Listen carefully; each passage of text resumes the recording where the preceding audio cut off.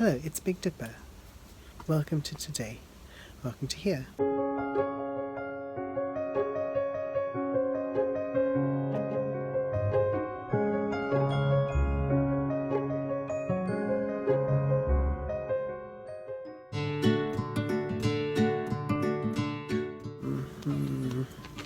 on. Alright, there you go. She'll like this better. Yeah, that's better. Well, remember a while back, did I just say this is Big Dipper? This is Big Dipper. A while back, we asked you all for your help to help us get gene testing done through 23andMe. And you all did. Thank you. So we got the results back, we got them, we started running them through other programs and websites to try and understand them a little better, because 23andMe does not provide very much information. So for a while we were a bit stumped because all the information we got was quite confusing and unclear, and we didn't know how to tell you about it.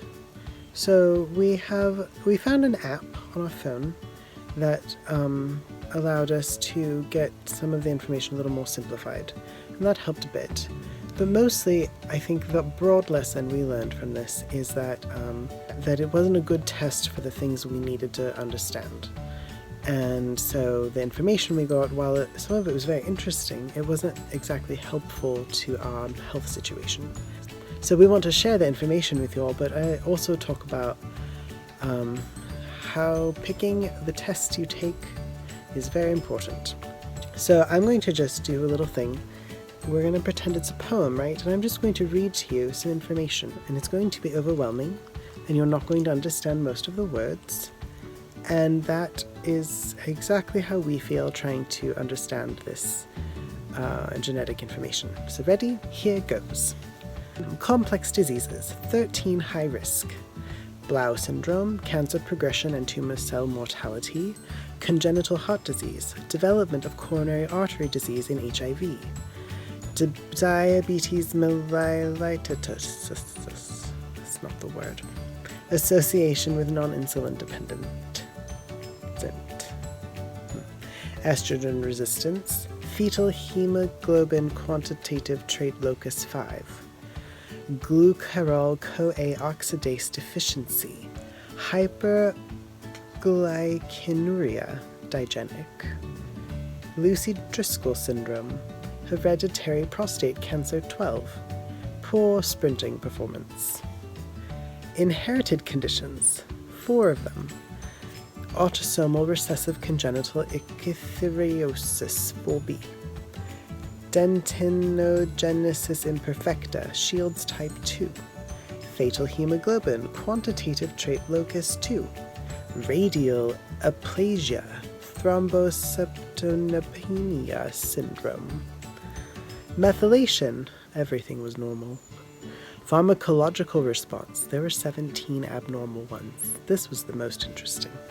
Okay, so these were abnormal responses. Antidepressants, buprenorphine, citalopram, cyclosporin, ethanol, which is alcohol, fentanyl, glucocorticoid and asthmatics, HMA-CoA reductase inhibitors response, meperidine response, morphine response, opioids response, pentazocine response, pravastatin response, simvastatin response, sirolimus response, tacrolimus response.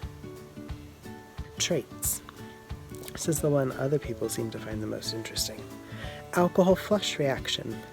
No. Biological aging was unclear. I could not understand what they meant. Birth weight was unclear what they meant, but we were 9 pounds 6 ounces when we were born.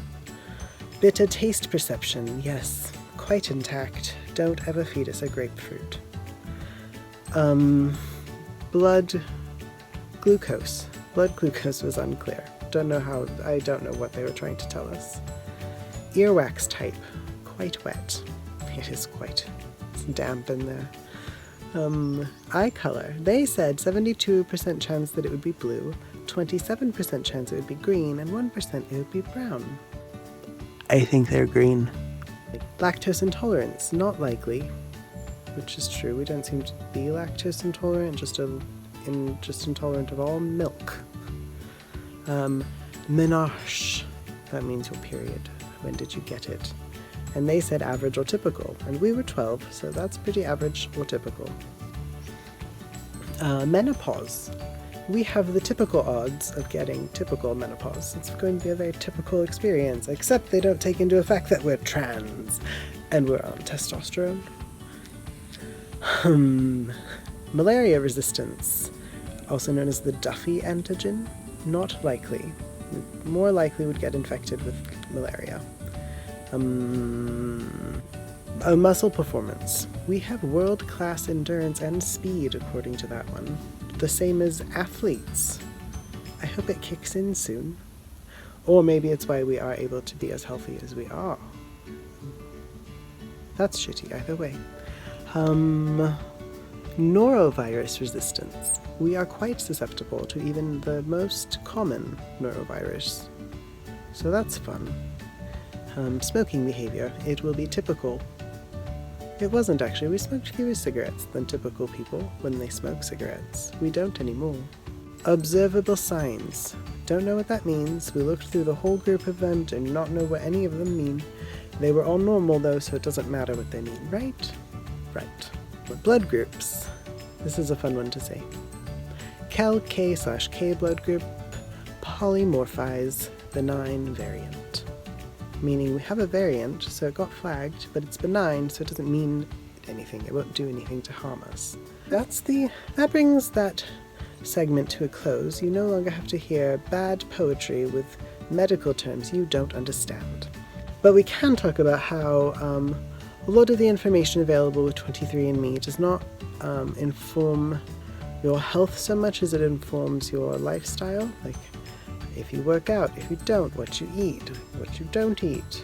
And it did not really inform how to go about understanding your genetics in terms of your health and what you might be susceptible to.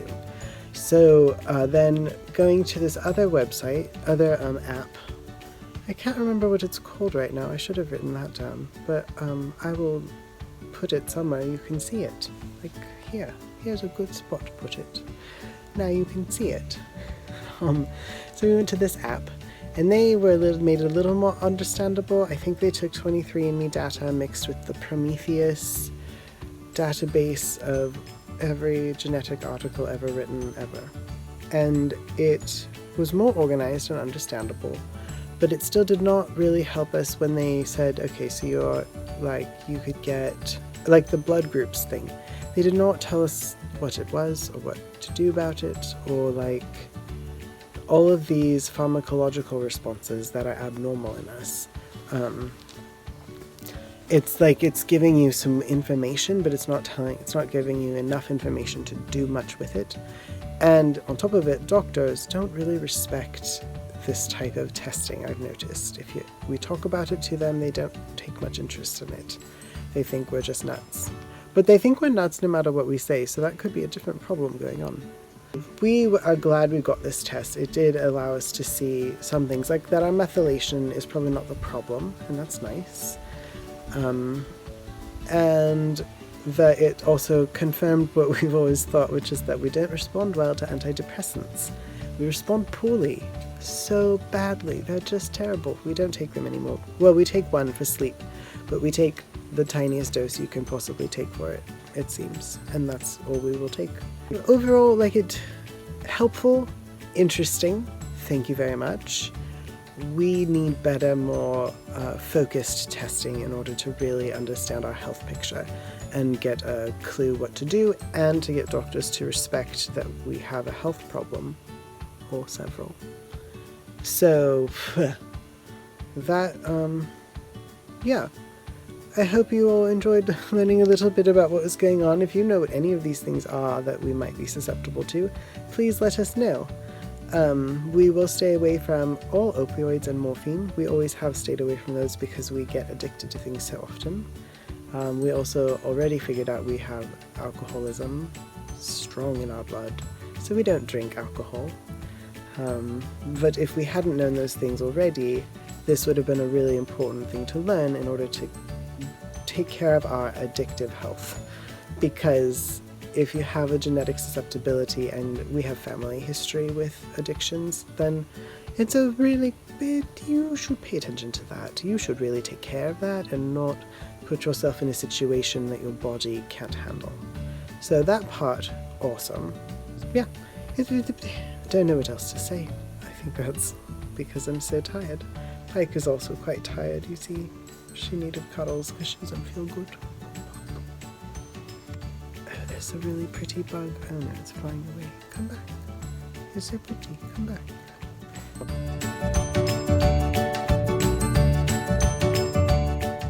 Stay tuned for more things soon, more health things all the time, because our health never ends. Yours doesn't either. There's a leaf. Believe yourself, believe yourselves, keep living. We're gonna see you soon.